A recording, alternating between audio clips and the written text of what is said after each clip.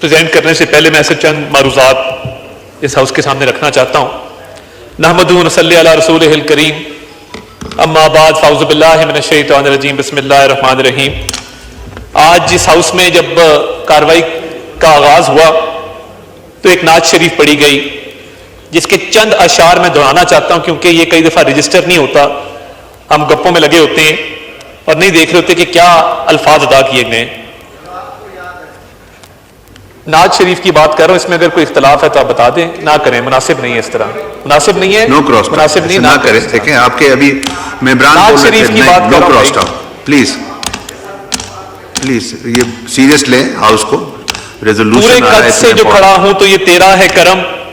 مجھ کو جھکنے نہیں دیتا ہے سہارا تیرا، ایک بار اور بھی طیبہ سے فلسطین میں آ، راہ تکتی ہے مسجد اقصیٰ تیرا۔ تو یہ جو نعت شریف کے یہ شعر پڑھے گئے، ان کا مفہوم کیا ہے، ان کا مقصد کیا ہے؟ یہ ہمیں معراج شریف کی یاد دلاتا ہے کہ اس بابرکت سفر کا آغاز بیت المقدس سے ہوا تھا اور مسجد اقصیٰ سے اس کا آغاز ہوا تھا۔ مقصد یہ ہے کہ آج وہ راہ تک رہی ہے مسجد اقصیٰ کہ جہاں پہ آج مظالم ڈھائے جا رہے ہیں، اور جب یہاں سے زندہ باد مرد آباد کے نعرے اٹھتے، میں سیاست کو اتنا مقدس نہیں سمجھتا کہ میں اپنے لیڈر کی تعظیم کروں اور کسی کے لیڈر کی آج تذلیل کروں اس ایشو کے اوپر، یا اپنی خوبیاں گناؤں یا آپ کی کمیاں کوتاہیاں گناؤں، یا میں کوئی ایسی سیاسی بات کروں جس سے یہ فلسطین کا ایشو ڈائلیوٹ ہو۔ میں مذمت کرتا ہوں جو تقریر یہاں سے بھی کی گئی اور جو یہاں سے بھی کی گئی، جس میں سیاست سے بھرپور پوائنٹ سکورنگ کی گئی فلسطین کے ایشو پہ۔ یہ سیاست کبھی بھی اتنی مقدس نہیں تھی۔ مجھے تو اس بچے کی آہو بقا یاد آ رہی تھی جو خون میں لت پت آخری سانسیں لے رہا تھا اور کہہ رہا تھا کہ میں اوپر جاؤں گا تو میں حضور صلی اللہ علیہ وسلم کو بتاؤں گا کہ یہ امت ختم ہو چکی ہے، میرے لیے کسی نے آواز نہیں اٹھائی۔ اور میں وہ آوازیں جب میرے کان میں گونج رہی تھی تو میں سوچ رہا تھا کہ یہاں سے کیا بات کی جا رہی ہے اور یہاں سے کیا بات کی جا رہی ہے، اور ہم یہ موقع بھی، یہ مقدس ایوان کہتے ہیں، یہ مجھے بالکل مقدس نظر نہیں آیا، مجھے معاف کیجئے گا، میں اس ایشو پہ تھوڑا سا جذباتی ہوں، مگر آپ نے اس ایوان کو کہاں مقدس رہنے دیا ہے؟ اور میں یہ پورے ہاؤس کی بات کر رہا ہوں، میں اس سائڈ والوں کی بات نہیں کر رہا، نہ میں اس سائڈ والوں کی بات کر رہا ہوں، میں پورے ہاؤس کی بات کر رہا ہوں کہ کم از کم آج ہم اپنے لوکل ایشوز کو سائڈ پہ رہنے دیتے، کم از کم آج ہم اپنے جو یہ پوائنٹ سکورنگ کے ایشوز ہیں ان کو اس ایشو کے اندر نہ لے کے آتے۔ ہمارا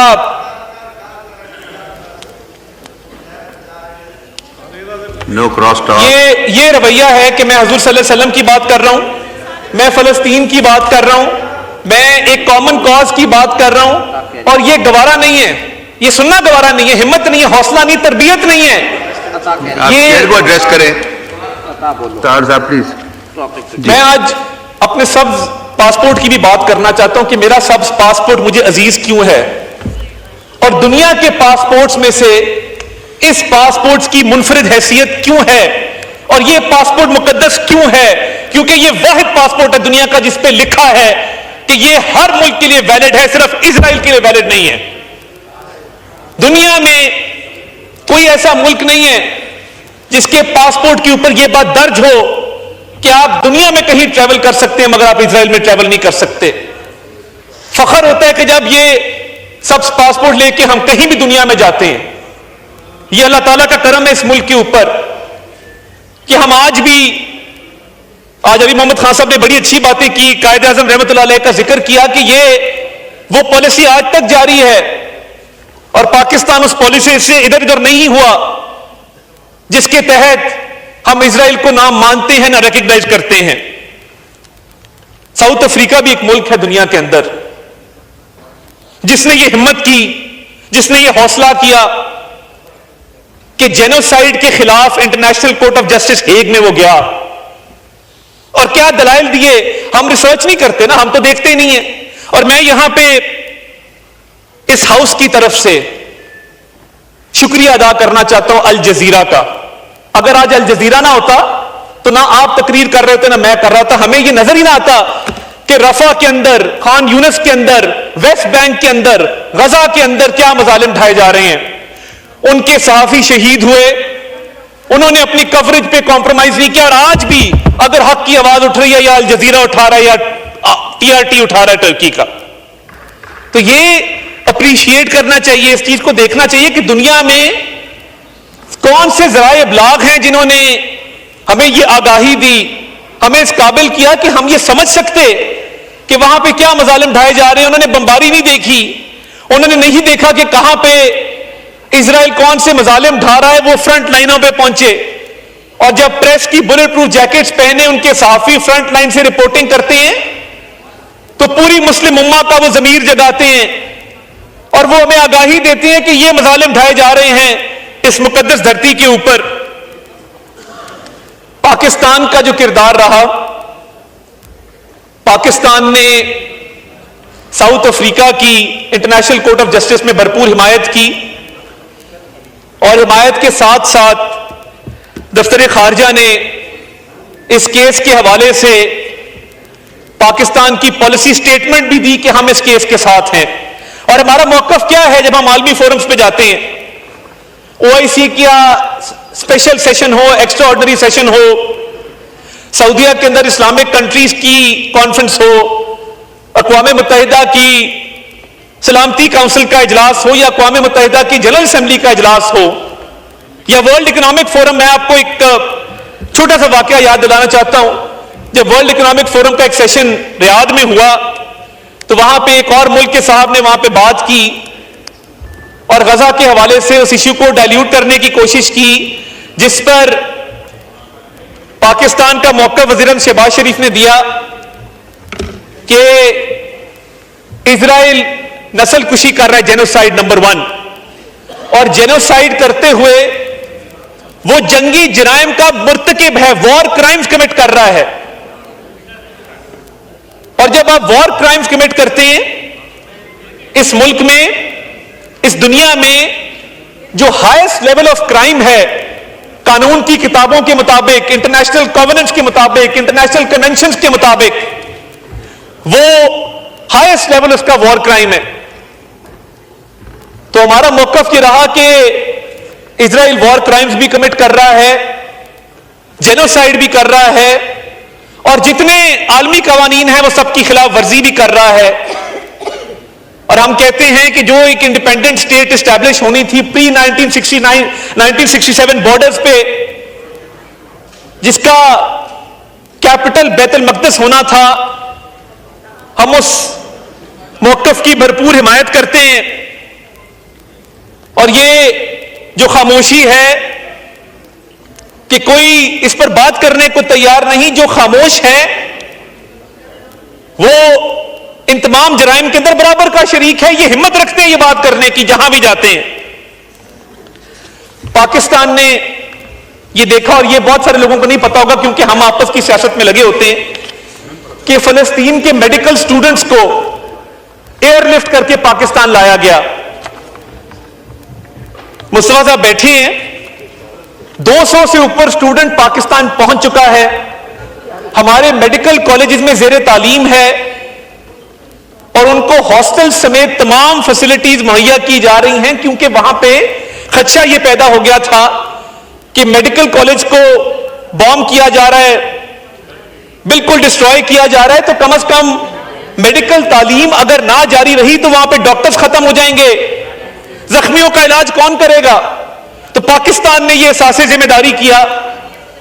اور میاں شہباز شریف صاحب نے اس کا انتظام کیا, اور وزارت صحت کا میں شکر گزار ہوں کہ اس وقت جو 200 سٹوڈنٹ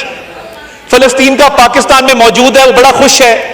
ان کی بھرپور دیکھ بھال کی جا رہی ہے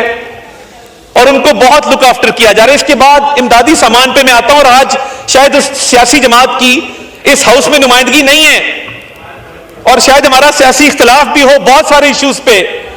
مگر میں الخدمت فاؤنڈیشن کو اور جماعت اسلامی کو خراج تحسین پیش کرتا ہوں, جنہوں نے کئی 100 ٹن امدادی سامان بھجوایا فلسطین کے اندر. وہ یہاں پہ موجود نہیں ہے, مگر بطور پاکستانی, بطور مسلمان میرے لوگوں نے مجھے اس ہاؤس میں بھیجا, میرا یہ فرض بنتا ہے کہ میں اس چیز کو اکنالج کروں. اور جب سامان بھیجنا تھا NDMA نے بھی اس نے اپنا کردار ادا کیا, حالات ایسے پیدا ہو گئے, میں اس ہاؤس کو اپرائز کرنا چاہتا ہوں کہ زمینی راستہ منقطع تھا. میں یہاں پہ اردن میں پاکستانی سفیر کا بھی ذکر کرنا چاہتا ہوں, میں مصر میں پاکستانی سفیر کا ذکر کرنا چاہتا ہوں, جنہوں نے وہ ذرائع پیدا کیے جب یہ امدادی سامان کئی ہزار ٹن جو پاکستان سے گیا ہے، جس میں پاکستان کی این جی اوز شامل ہیں، جس میں پاکستان کی حکومت شامل ہے، زمینی راستہ اس کا اختیار کیا گیا اردن کے ذریعے، مصر کے ذریعے، اور پاکستان چند دنیا کے ان ممالک میں شامل ہے جنہوں نے ہزاروں ٹن امدادی سامان اپنے فلسطینی بہن بھائیوں تک پہنچایا. اور یہ احساس ذمہ داری تھا کہ ہم اور کیا کر سکتے تھے کہ جس میں امدادی سامان کی ترسیل کو یقینی بنایا گیا. ایکسٹراڈنری ایفرٹ کی گئی. وزیر اعظم نے 3 اجلاس کیے جس میں ان دونوں ممالک کے سفیر آن لائن موجود تھے اور ان کو یہ ذمہ داری لگائی گئی کہ یہ سامان وہاں تک پہنچنا چاہیے. ساؤتھ افریقہ کے اس کیس کا میں ذکر کر چکا اور یہ خراج تحسین پیش کرنا چاہیے ساؤتھ افریقہ کی حکومت کو. ہم زندہ باد مرد آباد کے نعرے تو لگاتے ہیں، ساؤتھ افریقہ کا تو کسی نے ذکر نہیں کیا اس ہاؤس کے اندر کہ جس نے یہ ہمت کی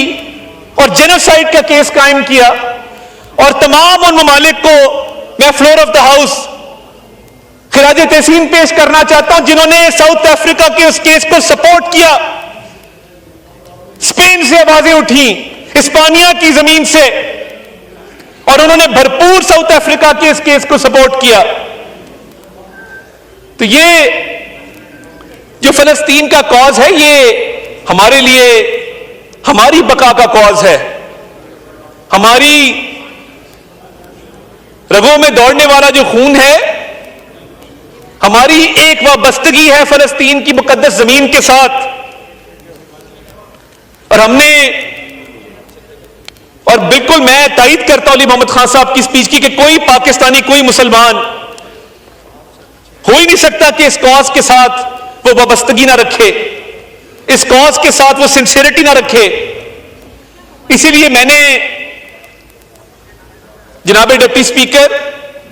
صرف چند حقائق آپ کے گوش گزار کیے ہیں، اور میں آپ سے التماس کرتا ہوں کہ اس ایشو کے اوپر آج یہ ہاؤس جو ہے متحد ہو جائے، کوئی سیاسی بات اس پر نہ کریں. اور آج فلسطین کے مظلوم بہن بھائی، اور میں کوشش کروں گا کہ یہ جو آج کی کارروائی ہے اس کی ویڈیوز الجزیرہ کے ذریعے، مختلف ذرائع ابلاغ کے ذریعے ان تک پہنچائی جائے تاکہ ان کو حوصلہ ملے کہ پاکستان بھی ایک ملک ہے، پاکستان میں بھی بسنے والے بہن بھائی میرے لیے، ہمارے لیے آج آواز اٹھا رہے ہیں. ان تک یہ آواز پہنچائی جائے گی اس ہاؤس کی، اور یہ آواز پہنچانے میں بطور وزیر اطلاعات میں اپنا کردار ادا کروں گا جس حد تک میں کر سکا، کیونکہ آج اس ہاؤس سے یونانیمس آواز جائے، متحد آواز جائے، یونیفائڈ آواز جائے، اور زوردار آواز جائے کہ ہم ہر حال میں، زندگی موت میں، اچھے برے موسم میں فلسطینیوں کے ساتھ ہیں اور ساتھ رہیں گے انشاءاللہ تعالی.